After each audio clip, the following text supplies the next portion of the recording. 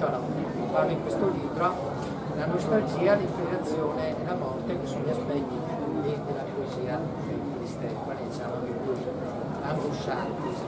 La morte spesso è annunciata dal grido dei gabbiani, sono animali particolarmente temuti e odiati da Stefani, a differenza degli altri, e viene annunciata anche da episodi atmosferici. Diciamo che la pioggia, vento e nebbia, e soprattutto dalla quarta, e Stefani è stato particolarmente impressionato da quella che è la prima acqua granda. Noi abbiamo vissuto ahimè anche la seconda acqua granda. La quarta è sempre stato un momento per Stefani di angoscia, perturbazione e distruzione della città, e torna spesso, anche non molto nelle sue poesie, almeno una decina di poesie che sono qui raccolte, rendono l'idea di questo sconquasso che è rimasto nel poeta. Io avevo appena nato quando c'è stata l'acqua grande, non ho ricordi, però ricordo che io ho sentito da mia madre, mia madre e mia nonna, mi danno quell'impressione che abbiamo rivisto orribile, anche se per fortuna è durata solo un giorno a quei livelli del 66 che abbiamo vissuto 2 anni fa. Allora, la disperazione di Stefani è sempre collegata, pensa nella nostra struttura della città, anche quella architettonica, delle pietre che vengono sulla città di Bari, ma allo stesso tempo che si consumano lentamente.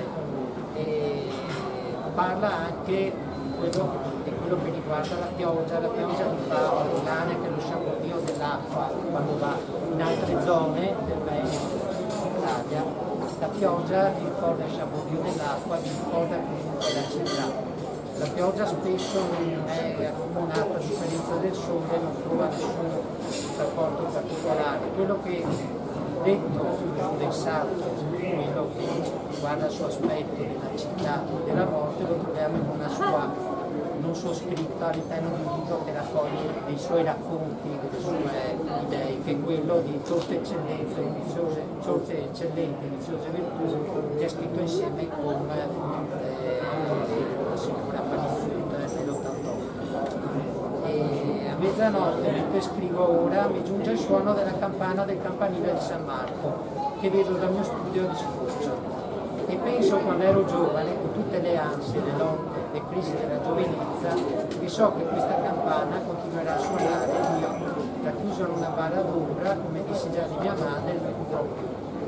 Quindi vediamo che Venezia vive comuna alla morte col fatto di non sentire più quella che è la campana di San Marco, che è la maradona, che era l'unica di notte che si poteva suonare. Comunque ci sono anche per quello che riguarda l'amore degli animali, lui ce l'aveva in maniera particolare per i cani e gli uccelli, anche se non mancano 2 poesie che lui ha dedicato ai gatti. Una è spontanea, diciamo, l'altra l'ha scritta per un'amica, per fare contento un'amica. Questa dei gatti è molto particolare, che proprio dà l'idea dell'idola del gatto veneziano, quando poi ne vedevamo tanti per la strada, invece adesso sono diciamo estinti, la gente li tiene in casa, raramente li fa uscire, non li vediamo più come li vedevamo una volta. Che è posto il sol, mi sento un gatto, mi suoniva beato, guardo la gente faccendata e non capisce niente, questo sole di primavera, questo cielo tutto azzurro che parla in specie. Questo dà l'idea che proprio di Venezia, com'è ancora, ma di questa vita che va attorno, dell'indolenza particolare, della pigrizia particolare dei gatti, questo accettare di vivere la vita, loro anche il privilegio di non guadagnarsi da vivere, vedendo la gente, i veneziani che si muovono, le barche, i trasporti, eccetera. Un'altra cosa, un'altra poesia particolare riguarda anche degli uccelli che adesso noi non vediamo più, che sono i passeri, perché anche sì, che fino a qualche anno fa, fino al 2014, popolavano insieme ai colombi, i nostri nidi, venivano a devastarci anche le nostre piante, si sono estinti, soprattutto a causa dell'inquinamento degli uccelli predatori, noi non li vediamo più.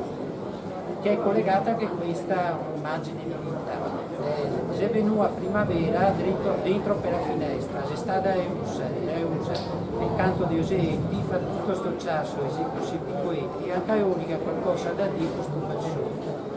Un'altra sempre che riguarda gli animali, dice la mia vita, se tutti mi ricordi, e cai i gatti nella mia città, il cancia ma da tutti, soppe, pieno del petto e di simpatia. Questo soppe era un cane che viveva attorno a San Giacomo dell'Olio. Qua riporto anche un episodio comico, afferma che questo cane lo ha seguito una volta al teatro ridotto, che attualmente non esiste più, e che aveva un premio dato dalle autorità, l'Osea d'Oro, veniva data dalle autorità, veniva dato da Paolo Poli, che era un suo grande amico. E c'è questo cane che ha fatto di tutto per entrare dentro, e Paolo alla fine l'ha fatto salire e ha preso il premio, ha fatto salire e ha preso il premio assieme a lui. Questa è una caratteristica del suo lato scherzoso, che è anche a volte feroce come scherzi, spiritoso, che molti di noi hanno avuto piacere di conoscere. Andando avanti sempre quello che riguarda le isole, la laguna di solito è uno sfondo, è incomunata a Venezia, di poesie sulla laguna ne ha fatte praticamente solo una dedicata alla laguna, molto lunga. Ha dedicato solo una poesia a Murano, però particolare, proprio dedicata agli scultori che facevano le opere d'arte in vetro. È presente in molte antologie cataloghe, che sono anche scomparse, piaciuta più volte. Murano, isola dell'infanzia e del ricordo, isola d'acqua e di lagune, isola antica, adolescente di desideri, il tuo sogno segreto si schiudono fiori di vetro, vivono alla gioia del tempo. Tra l'altro mi è piaciuta anche perché io, come tanti di canareggio, imparavamo a vogare, però andavamo prima all'isola delle Squassi, quella che è vicino al Ponte della Libertà, e dopo la prova forte di fare con i cugini più vecchi, i genitori, che è stata per me e per molti altri, era quello di arrivare finalmente a Murano con la barca a remi.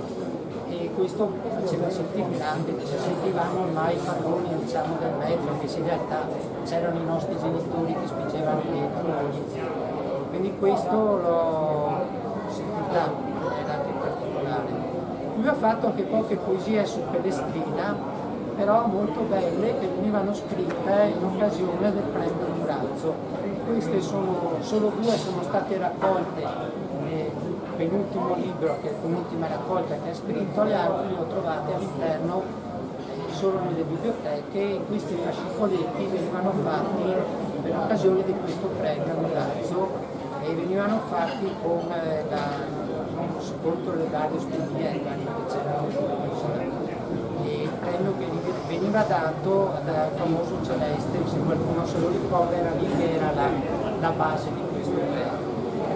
E lui sono due poesie ben particolari che ricordano anche questo stato che ha Pellestrina, che è sospesa tra la laguna e il mare, un sottile striscia di terra.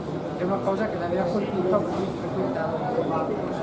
Comunque anche per Pellestrina c'è un amore frei che ritorna in altre poesie sull'acqua alta, l'ha voluta come un'area d'isola. Diciamo così, facciamo una sorta di due per uno. Vele bianche nel velo dipinto d'azzurro, gocciare inutile della gente accanto a me, magato di luce il mare, in mille frammenti di specchi, il tempo è sospeso immobile e silente. Questa pace infinita, Pellestrina, il grido del gabbiano mi fa sentire più solo. Fanno resse i miei ricordi, hanno un volto e una voce, mi trascinano nel buio, urlano. Sono un loro misero guasto, Dio mio, fateli tacere. Questo era stato scritto proprio nell'anno prima del suicidio, e cominciavano molte sue poesie, e le ha già fatto fino alla prima raccolta, a far presagire quello che sarebbe, quello che avrebbe fatto. Un altro particolare è la sua, diciamo, sappiamo bene che era affezionato agli osti, alle osterie e al vino. Lui ha dedicato anche una raccolta varie poesie, proprio dedicate al vino, Vino Eros, e lui aveva fatto una poesia particolare a Rialtino, che era un'osteria qua su cui in zona in cui lui stava fino all'alba, spesso e volentieri, e anche presso l'osteria che è sotto casa sua, che è l'osteria Conte, e ha fatto lui stava contento di sentire il rumore legato al vino, all'allegria, alla convivialità, che non è quella che adesso ci troviamo il sabato sera quando arrivano queste invasioni di persone che sono ubriache, un altro modo di ubriacarsi rispetto a quello nostro più allegro e conviviale. Allora viene su dal fondamento un ciasso continuo, si ride, i beve ombre, bea all'osteria, mi fa compagnia nel mio lavoro. Un giorno non sentirò tutto sto ego corporale, sarà tutto come prima, fuori di te. Poi la parte finale riguarda Goldoni Palazzeschi, commesso Casanova dei veneziani da Cristo, che vi risparmio perché sono poesie a sorpresa, quindi che non sono state mai lette, ci hanno sentite, sono una più famosa su Palazzeschi, e che riservo a tutti quelli che acquisteranno questo libro così direttamente. Grazie della attenzione.